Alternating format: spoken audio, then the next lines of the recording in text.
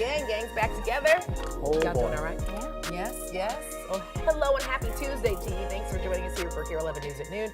Today marks 3 weeks to Election Day. And Cece, I know we've seen over the past few months, this race is ever evolving. It really is. And that's why I've got the latest poll numbers as presidential campaigns continue. Plus, we're looking at the latest stops here in our area and the response from some local officials. It got kind of heated. Oh, yes. Oh, don't we just love visits and comebacks? Okay, let's talk about the weather as well. It feels like fall still. Finally, right? Yeah, the last couple of mornings we've seen temperatures drop around the freezing mark for metro locations. This is essentially ending our growing season. You can see areas just outside the metro did drop just below the freezing mark. Places like Lake Elmo, New Richmond, Osceola all drop below freezing. Backing things up, we're in 28 degrees in Rochester this morning. And guess what? Temperatures tonight are going to be just as chilly. However, it's just southeastern Minnesota and southwest Wisconsin. That's the freeze warning tonight. It does not include other places because, again, our growing season is now ended. We don't need to issue those freeze warnings. Otherwise, we'd have one every night during the winter months, right?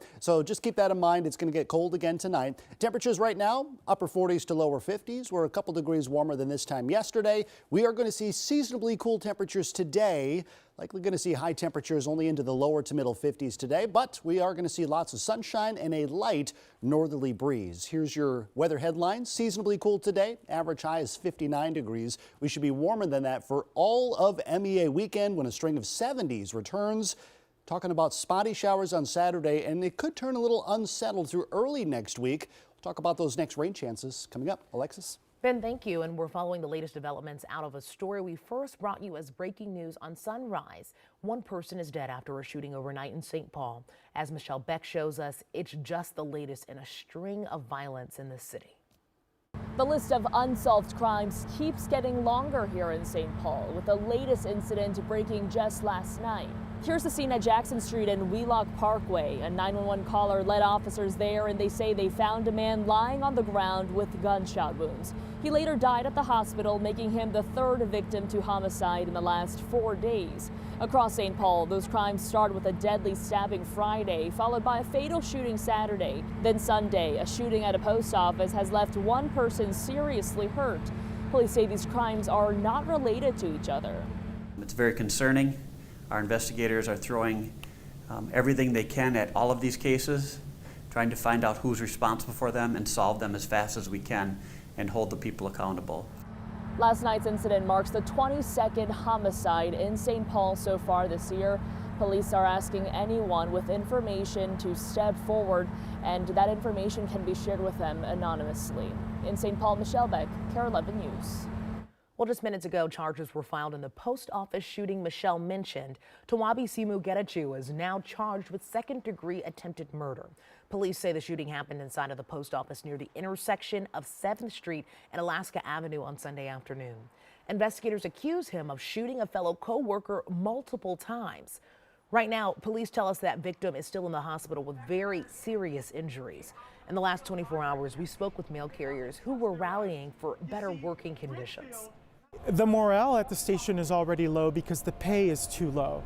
But to have an event like this, impact our everyday job, to feel unsafe at work makes that job all the more difficult.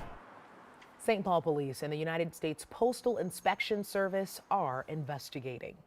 Well, turning to the election, as we mentioned, we're just 3 weeks away. Can you believe it? And that means that everyone on the ballot has just days to reach out to voters.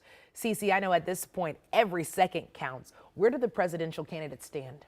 Yeah, we can get right into it. As we mentioned, we just have 21 days to go, and both candidates are heading the campaign trail like never before. The latest NBC News national poll finds Vice President Kamala Harris and former President Donald Trump are in a dead heat. Both sit at 48%.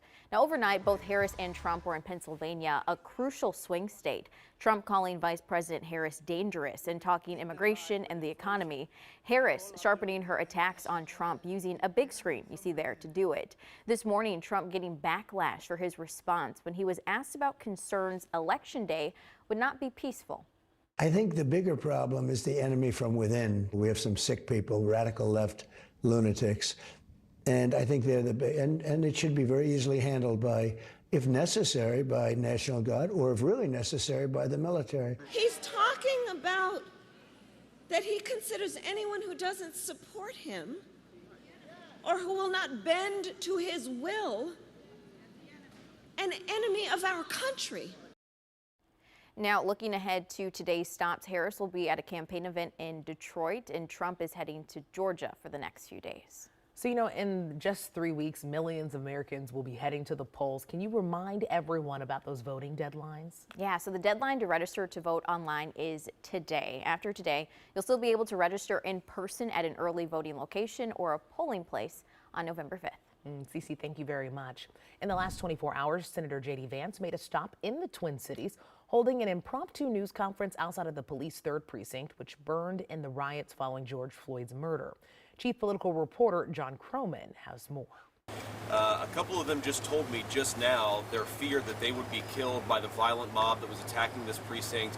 And the important question is, what were their leaders, in particular, what was Governor Tim Walz doing to keep these officers safe and to bring order to the city of Minneapolis? The old 3rd Precinct Police Headquarters is still boarded up and its fate is still being decided. But in the meantime, it's a backdrop for those who want to fault Governor Walz for the decision to evacuate it during the riots after George Floyd's murder and allow rioters to torch it. It was Donald Trump's running mate, Ohio Senator J.D. Vance, using the precinct to make a point about Walz. I cannot believe how much this governor abandoned his own people. The very quality of leadership is that you fight for your own people, you keep them safe, you try to protect them. He abandoned these officers at their moment of most critical need. Well, this morning, Minneapolis Mayor Jacob Frey posted a video to social media responding to Vance's statements. You got a couple things wrong. You called Minneapolis a city in decline. Here's the thing. We were rated as the happiest city in the entire country. We're rated as having the best park system in the entire country. Great place for recent college grads. Downtown's coming back. Guess what else? The last several years, crime's been dropping. Well, while Vance was in the Twin Cities, Governor Walz was in Wisconsin. Starting with a rally in Eau Claire, he called on Wisconsinites to get out to vote, saying their state could decide the election. I'm preaching to the choir, but our recital is 22 days away. It actually starts in 8 days here in Wisconsin, where early voting starts.